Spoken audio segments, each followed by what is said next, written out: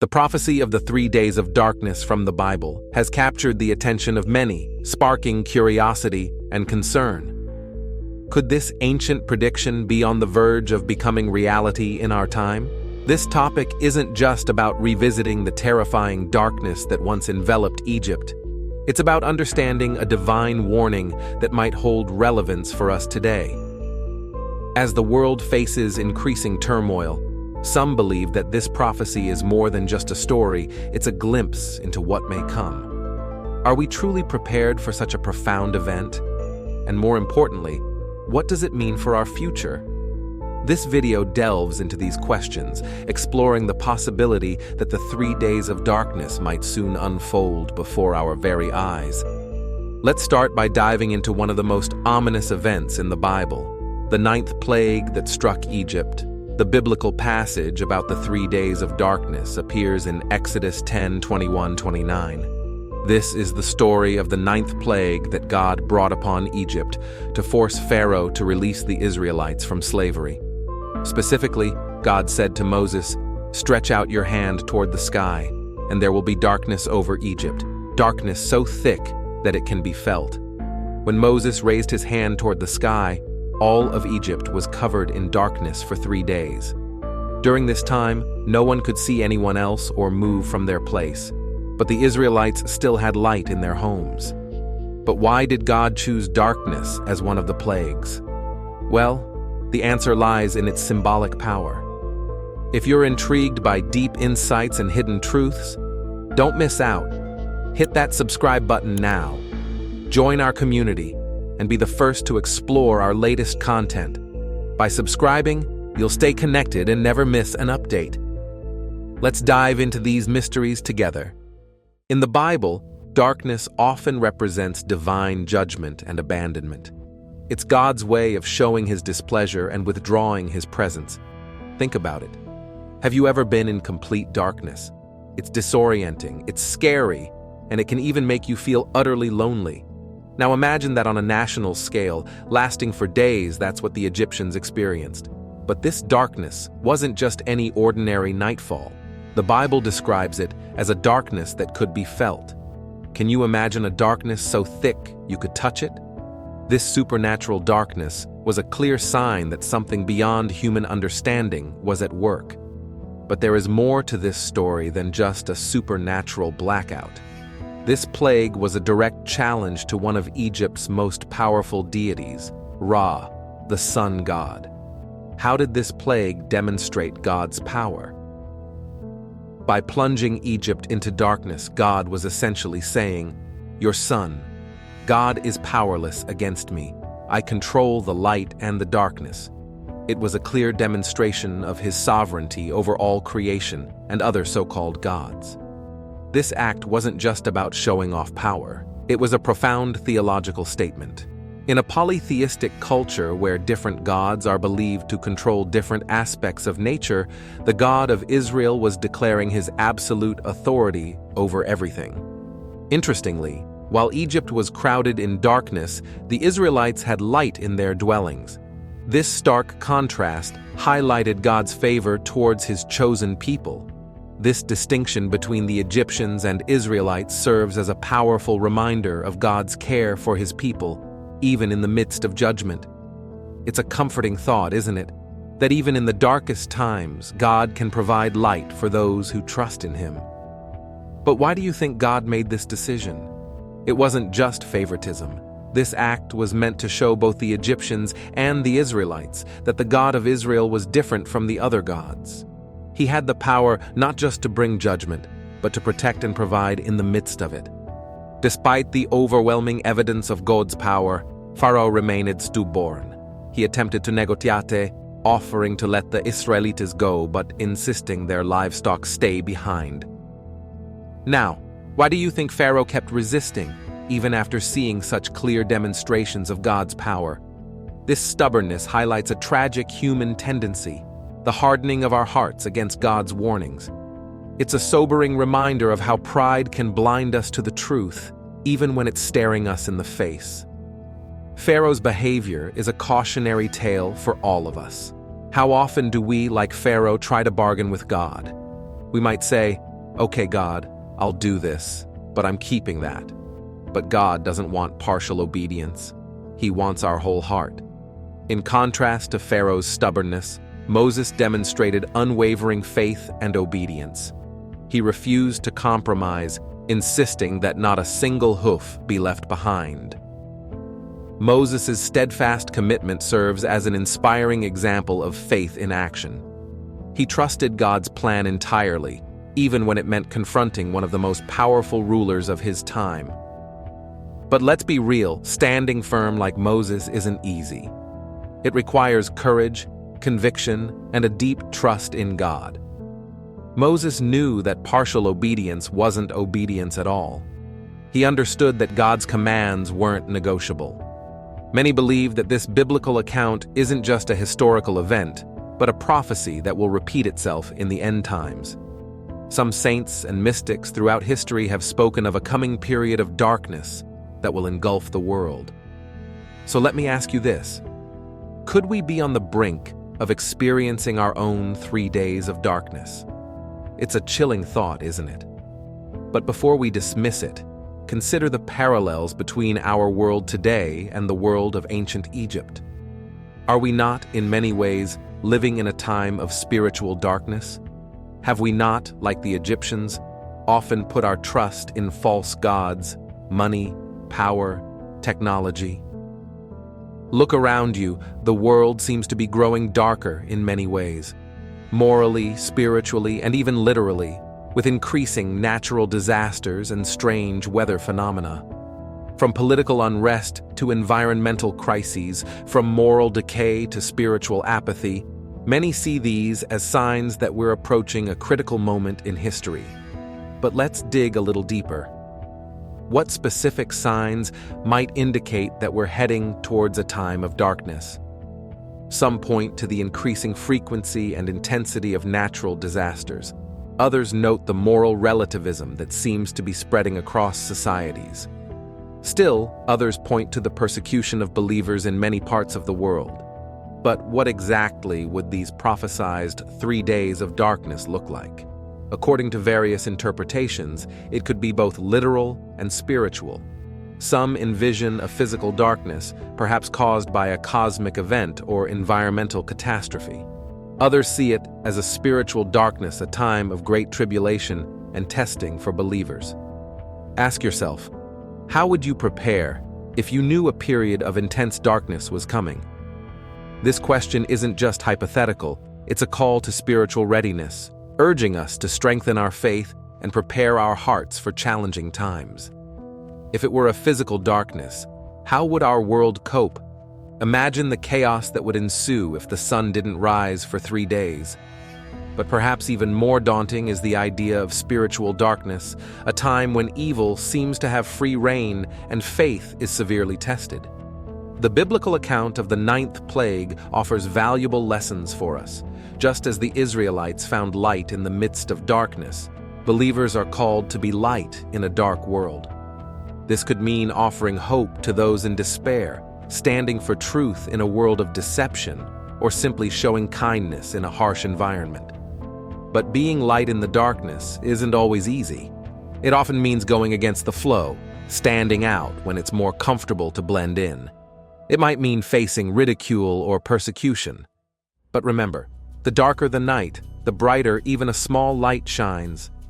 Remember Pharaoh's stubborn heart. It's a cautionary tale for us all. In the face of clear warnings and divine intervention, he chose to resist rather than repent. The story of Pharaoh reminds us of the dangers of pride and the importance of maintaining a soft, responsive heart towards God. But how does a heart become hardened? It usually doesn't happen overnight. It's a gradual process of ignoring conscience, rationalizing wrong behavior, and repeatedly choosing self over God. The scary thing is, the more we resist God, the easier it becomes to keep resisting. One of the most comforting aspects of this prophecy is the reminder of God's sovereignty. Even in the darkest times, He remains in control. Just as God protected the Israelites during the plague of darkness, Believers can take comfort in knowing that God watches over his people, even in the most challenging circumstances. This doesn't mean we won't face hardships. The Israelites were still in Egypt, still surrounded by darkness, but they had light in their dwellings. In the same way, God's sovereignty doesn't always mean he'll remove us from dark situations, but he promises to be with us in them. So if this prophecy is indeed about to unfold, how should we prepare? The answer lies not in stockpiling supplies, but in strengthening our spiritual foundations. Now let's face the important question here. What steps can you take to deepen your faith and strengthen your spiritual resilience? This might involve dedicating more time to prayer and Bible study, strengthening your relationships with your faith community, or actively practicing your faith through acts of service and love. But preparation isn't just about personal spiritual growth, it's also about community. The Israelites faced the darkness together. In the same way, we need to build strong, supportive faith communities that can stand together in challenging times. Even as we consider the possibility of dark times ahead, it's important to remember that darkness never has the final word in God's story. In fact, it's often in the darkest times that God's light shines the brightest. Can you recall a time when you experienced God's presence most powerfully during a difficult period? These experiences remind us that even in the midst of darkness, God is working. Sometimes it's the contrast of the darkness that makes his light all the more visible and powerful. Throughout history, some of the most powerful movements of God have occurred during times of great darkness. Think of the early church growing despite intense persecution, or revivals breaking out in times of moral decay. Could it be that the coming darkness, if it indeed comes, will set the stage for an unprecedented move of God? The potential fulfillment of this prophecy serves as a wake-up call. It's an invitation to be spiritually alert and prepared. If Jesus returned tomorrow, would you be ready? This isn't meant to induce fear, but to inspire a sense of urgency in our spiritual lives. It's a reminder to live each day with purpose, aligning our lives with God's will. But what does it mean to be watchful? It's not about obsessively trying to predict the future or interpret every world event as a sign of the end times. Rather, it's about living with an awareness of God's presence and purposes, being ready to respond to his leading at any moment. While the prospect of 3 days of darkness might sound terrifying, for believers, it's actually a sign of hope. It signifies that God's promises are being fulfilled and that ultimate redemption is near. So, let me ask you this. How can you cultivate hope, even when facing the possibility of dark times? Remember, just as the plague of darkness in Egypt was followed by the Israelites' liberation, any period of darkness we might face is just a prelude to God's ultimate victory. This hope isn't just about looking forward to a better future. It's a powerful force that can transform how we live in the present. When we have hope, we can face challenges with courage, persist in faith when things get tough, and inspire others to look beyond their current circumstances. Throughout this exploration of the 3 days of darkness prophecy, one theme stands out: the power of faith. Whether it was Moses standing firm before Pharaoh or the Israelites trusting God in the midst of plagues, faith was the key to navigating dark times. Faith isn't just about believing certain things, it's about trusting God enough to act on those beliefs. It's about choosing to see light when everything around you is dark. It's about holding on to hope when the situation seems hopeless. As we face the possibility of challenging times ahead, let's remember that our faith is not in a prophecy, but in the God who holds the future. He's the same God who brought light out of darkness in creation, who led the Israelites out of Egypt, and who promises to be with us always, even to the end of the age. It can be seen that the 3 days of darkness in the Bible, recorded in the book of Exodus 10:21-29, stand as one of the most miraculous and terrifying events the Egyptians ever faced. This event was not only a physical phenomenon, but also held deep symbolic meaning regarding God's judgment on Pharaoh's arrogance and stubbornness. Those 3 days of darkness represented a withdrawal of God's presence, leaving the world in chaos, confusion, and despair. In the present context, this story is more than just a historical lesson. It resonates strongly with the world we live in today. The darkness in the Bible can be interpreted as a symbol of the moral and spiritual decline we are witnessing in modern times. In an era where people place their trust in money, power, and technology rather than in spiritual and moral values, we may be edging closer to a period where darkness envelops the world in both literal and metaphorical senses. Looking to the future, the prophecy of the 3 days of darkness can be seen as a warning to humanity. If we continue down the path of indifference, lack of faith, and arrogance, the world may face severe consequences. The 3 days of darkness are not just a historical event, but also a reminder of God's supreme power and the need to return to spiritual values, faith, and humility. From this story, we can learn that in all circumstances, only the light of faith can guide us through the darkness of the age. No matter how the world may change, faith in God will always be the beacon that helps us find hope and salvation in the future. The event of the 3 days of darkness is a reminder that even in the darkest moments, God's light is always present and can shine into the darkest places in our lives. In the Bible, the 3 days of darkness mentioned in Exodus 10:21-29 are not directly linked to the concept of the Antichrist. However, in the Christian tradition, especially in end times and apocalyptic prophecies, the 3 days of darkness are sometimes understood as part of the events that will occur during the tribulation, when God's judgment will be executed on the world. The Antichrist is often described in prophetic books, such as the Book of Revelation, as a figure or force that will appear during the end times, oppose God, and lead many people astray. Some views hold that during the time of the Antichrist's appearance, the world will undergo severe trials, including supernatural phenomena such as the 3 days of darkness, to purify and test people's faith. Although the Bible does not explicitly say that the 3 days of darkness are directly linked to the Antichrist, many believe that this event may be part of a series of major end-time signs and events, when the forces of the Antichrist will be defeated and the power of God will be clearly and absolutely demonstrated. The Old Testament does not directly use the term Antichrist, but there are many passages in the Bible that allude to figures or forces that oppose God. One of the most prominent examples is the story of Nebuchadnezzar, the king of Babylon, described in the book of Daniel. Nebuchadnezzar was the one who captured and destroyed Jerusalem, a symbol of the power and dominion of the Antichrist forces. In the book of Daniel, especially in chapters 7 and 8, the images of beasts represent empires that will arise and oppose God's people. The fourth beast, which is particularly vicious and powerful, is often seen as a prophetic image of the Antichrist.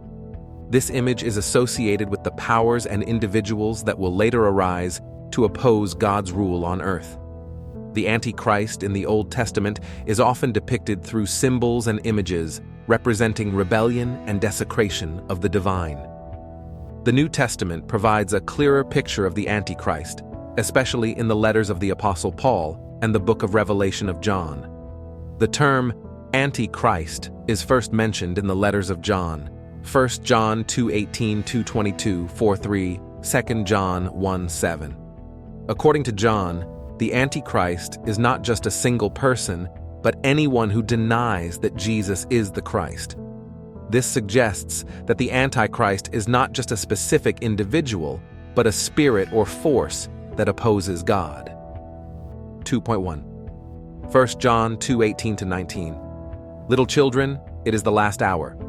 You have heard that the Antichrist is coming, and now many Antichrists have come. By this we know that it is the last hour. They came from us, but they are not of us. For if they had really been of us, they would have remained with us, but they went out to show that not all are of us. This passage emphasizes that the Antichrist is not just a future event, but already appeared in the time of the first believers. This shows that the spirit of Antichrist was present and active in the world, manifested through those who denied the divinity of Jesus. This was not only a rejection of belief in Jesus, but also a rejection of his entire teaching and mission. 2.2, or John 4:3. Every spirit that does not know Jesus is not from God. This is the spirit of the Antichrist, which you have heard is coming, and now it is already in the world. This passage goes on to make it clear that the spirit of the Antichrist is already present in the world. It is a spirit that denies Jesus and opposes the truth that he brings. This emphasizes that the Antichrist is not a separate entity, but is part of the deception and blasphemy that exists and spreads in society. 2.3, 2 Thessalonians 2:3-4. Let no one deceive you in any way, for before that day comes the rebellion must take place, and the man of lawlessness, who is to be destroyed, will be revealed. He will oppose and exalt himself above everything that is called God or worshipped, so that he will sit in the temple of God and declare himself to be God.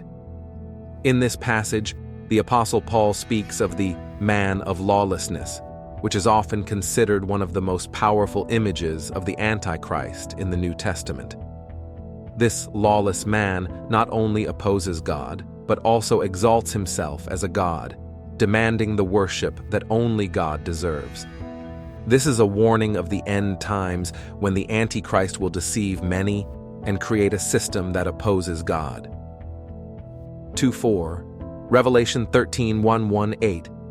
And I saw a beast rising out of the sea. It had 10 horns and 7 heads, and 10 crowns on its horns, and on each head a blasphemous name.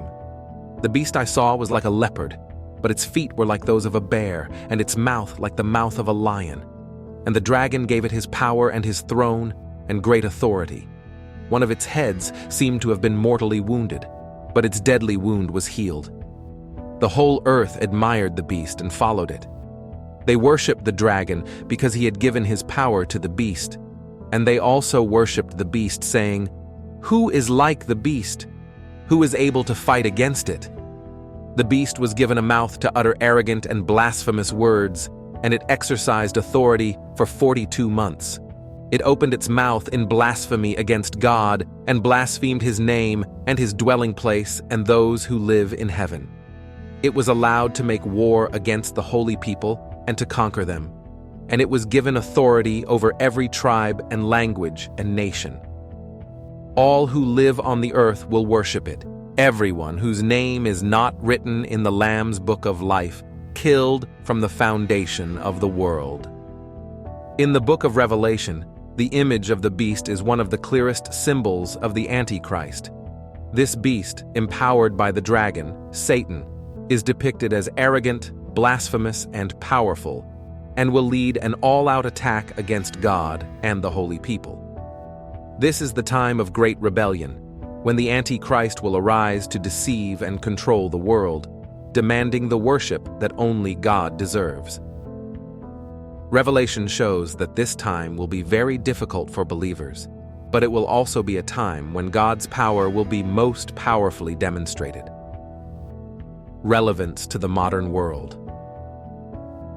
The image of the Antichrist is not only a classical theological concept, but also has profound implications for the modern world.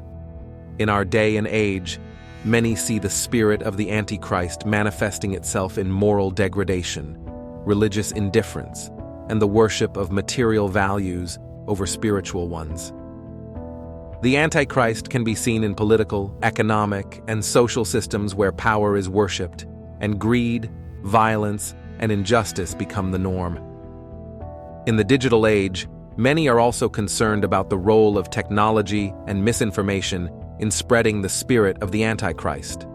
Social media platforms, with their enormous power to influence human perception, can become tools for deception and the spread of Antichrist values. The rise of extremist ideologies, the increase in wars and conflicts, and the growth of political powers with global ambitions can all be seen as manifestations of the spirit of the Antichrist. The Antichrist, throughout the Bible, is not only a specific person but also a symbol of all forces and systems that oppose God. From the Old Testament to the New Testament, we see a clear picture of the Antichrist as a manifestation of human rebellion and arrogance before the power of God. In the modern world, the spirit of the Antichrist can be seen in moral degradation, materialism, and opposition to spiritual and religious values. The Bible not only warns us about the coming of the Antichrist, but also calls us to keep our faith and be ready to face spiritual challenges. No matter what form the Antichrist may take, it is important that we always keep our faith in God and realize that, in the end, God's truth and power will triumph over all rebellious forces. Faith in God is a guiding light on the journey of life, filled with challenges and changes. It is an invisible yet incredibly powerful force that helps us overcome times of hardship, suffering, and uncertainty. Faith in God not only brings comfort and hope, but also helps us realize the higher purpose of our lives. When faced with difficulties, that faith empowers us to persevere, stay strong, and never give up. God is the source of unconditional love, always listening and protecting us no matter the circumstances. In a world full of chaos and doubt, faith in God is the anchor that keeps us steady, the path to inner peace and true love. Every day, as we trust in God, we open the door to miracles and discover the true meaning of life. That faith is not only a spiritual support, but also a beacon of light, guiding us toward love, forgiveness, and everlasting hope. May God bless each and every one of you with peace, love, and strength. May His guidance light your path, and may His grace bring you comfort and hope in every moment. Trust in His divine plan, and may His blessings be with you always. If you've stayed with us until this point, congratulations. You might just be the perfect fit for our exclusive membership. This is your chance to access content that's too extraordinary to be shared with the general public. As a member, you'll be the first to see our latest videos and uncover hidden truths that we can't reveal anywhere else. Our community is expanding rapidly, so make sure you join now before we close off access. To learn more, simply click the link in the description, the pinned comment, or head over to our homepage. Don't miss out. Be part of something truly special.